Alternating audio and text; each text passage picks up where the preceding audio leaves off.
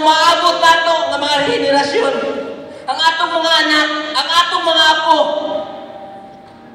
o di nato, tawagan kung dili nato, hunahunahon pag-ayo. Kung usugot ba ta, tinuod na ay nahimo ni Tanitigong na mga sa human rights nga mga siyayang balao.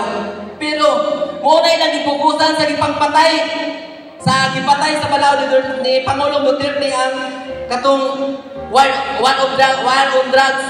Pero wala nila yun nauna ang nabiktima sa mga drug poser o sa mga adik. Grabe yun.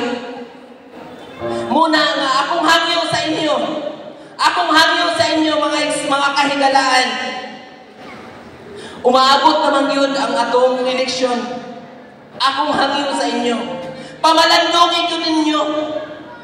Kung pwede sugod karon hangtod sa Mayo sa eleksyon, pamalandongin ninyo sa makadaghan.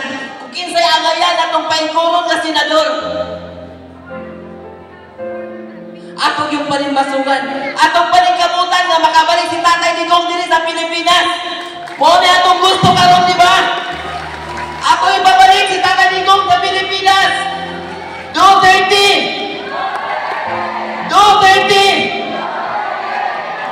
Ha? Grabe. Emosyonal kayo mga higala. Grabe ka so. Gikulbaan ko diri pero gipaningkamutan yun ako nga kanang akong mapadayag ang akong gibati sa akong mga kaigsuonan, mga kaigalahan. Wala na akong giisip ang akong kaugalingon. Ang akong giisip, akong gunahuna. Ang akong umaabot ng mga anak, akong umaabot ng mga apo, na makatilaw po sila ang presidente kasama ni Pangulong Rodrigo Roa Duterte. Buong yun na akong pangano yun, na makatilaw po sila mga kaharuhay. Nakatilaw ba tayo kaharuhay sa panahon ni Rodrigo Roa Duterte?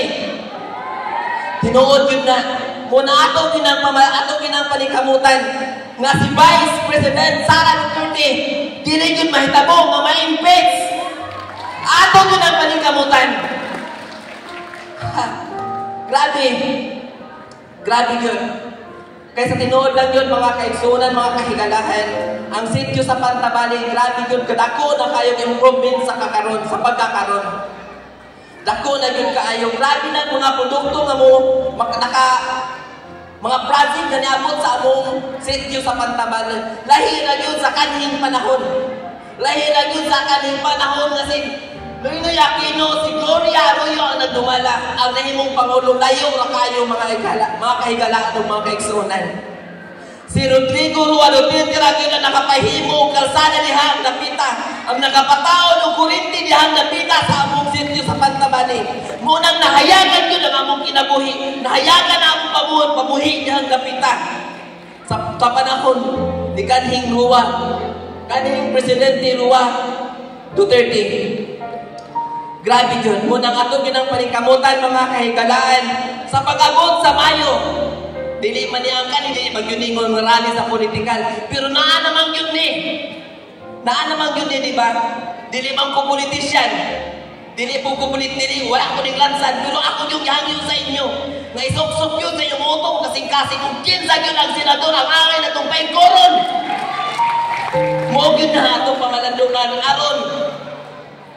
Ang atong gitinguhan nga si Tatay Digong mo man yun ni atong gitinguhan nga si Tatay Digong makabalik na yun diri sa Pilipinas. Grabe yun. Naa may Ginoo, naa si Lord na naglantaw.